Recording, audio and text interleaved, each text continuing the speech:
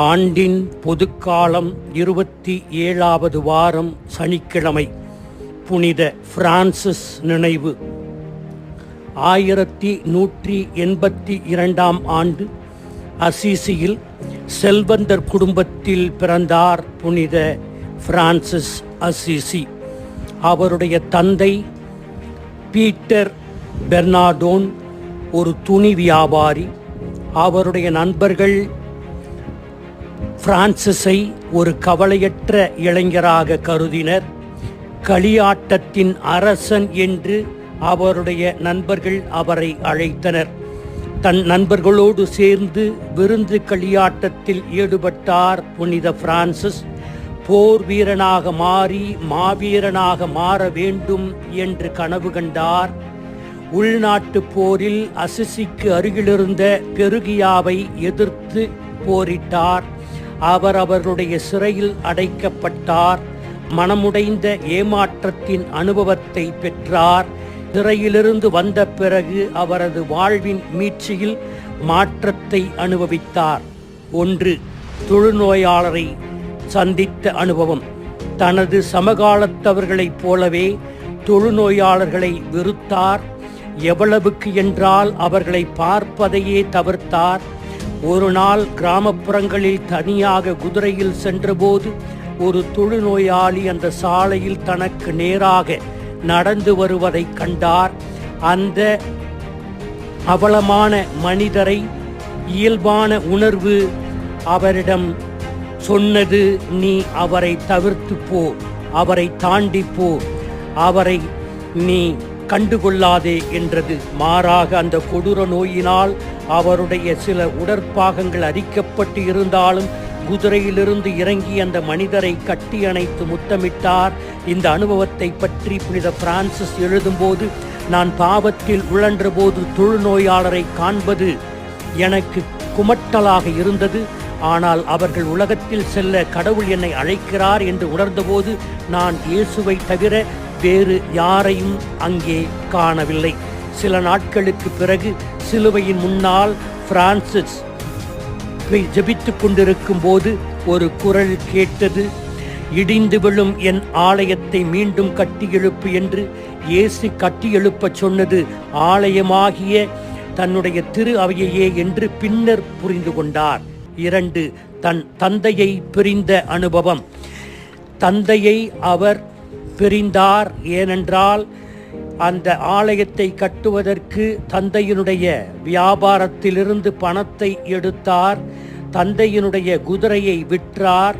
இதனால் ஆத்திரமடைந்த தந்தை அசிசி நகர் ஆயரிடம் அவருக்கு முன்பாக, இவரை நான் இனிமேல் இவனை என் மகனாக கருதவில்லை என்று சொன்னவுடன் பிரான்சிஸ் அவருடைய எல்லா ஆடைகளையும் அவரிடம் மரியாதையோடு கொடுத்து, எனக்கு இந்த உலகத்தில் அப்பா இல்லை, மாறாக என்னுடைய தந்தையாகிய கடவுளே என்னுடைய உண்மையான தந்தை என்று கூறினார்.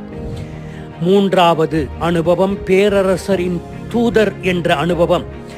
அவர் முன்பெல்லாம் நேர்த்தியான உடைகளை அணிந்திருந்த நிலையில் இப்பொழுது ஏழ்மையை கடைபிடித்து ஆடை அணிந்து மிகவும் ஏழ்மையாக சென்றார்.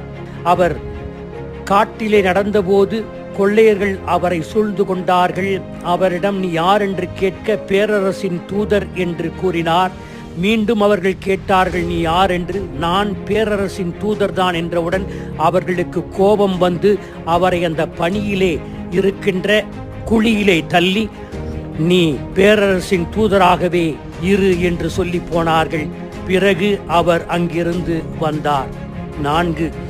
இரவு வேண்டல் அனுபவம். புனித பிரான்சிஸை முதலாக பின்தொடர்ந்தவர் குயிண்டாவல் பெர்னார்ட் என்பவர். அவர் புனித பிரான்சிஸ் அவர்களை சோதிக்க விரும்பினார். அவரை ஒரு இரவு வேளை உணவுக்கு அழைத்தார். பிறகு அவருக்கு படுக்கை போட்டார். பிரான்சிஸும் சென்றார், உணவு அருந்தினார். பிறகு படுக்கை அறைக்கு சென்று தூங்குவது போல நடித்தார். அவருடைய நண்பர் பெர்னார்டும் அவரும் தூங்குவது போல் நடித்து, இவர் என்ன செய்கிறார் இரவு முழுவதும் என்று பார்த்தார். அப்போது புனித பிரான்சிஸ் அவர்கள் எழுந்து, என் கடவுளே எனக்கு எல்லாம் என்று பல முறை ஜெபித்து இரவு முழுவதும் ஜெபத்தில் ஈடுபட்டார். இதை பார்த்து அவருடைய முதல் சீடர் பெர்னார்ட் மிகவும் வியந்தார். பிறகு 5 காயங்கள் வரம் பெற்ற அனுபவம். இவர் ஏழ்மையில் வாழ்ந்தார். இவருக்கு கடவுள் இந்த கிருபையை தந்தார். எனவே இப்படிப்பட்ட அனுபவம் பெற்றவர் நமக்கு கற்றுக் கொடுப்பது, தலைகீழ் மனமாற்றம் நமக்கும் தேவை. மிகப்பெரிய செல்வந்தராக இருந்தாலும் மிக மிக ஏழ்மையாக நற்செய்தியின் படிப்பினையை அப்படியே வாழ்ந்து காட்டினார்.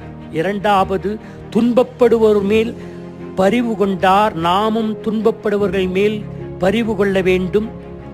3வது, இவர் இயற்கையை அன்பு செய்தார். இயற்கையின் ஒவ்வொன்றிற்கும் ஒரு பெயர் வைத்தார். அண்ணன், தம்பி, சகோதரி என்று இயற்கையை அன்பு செய்தார், வாழ்ந்து காட்டினார்.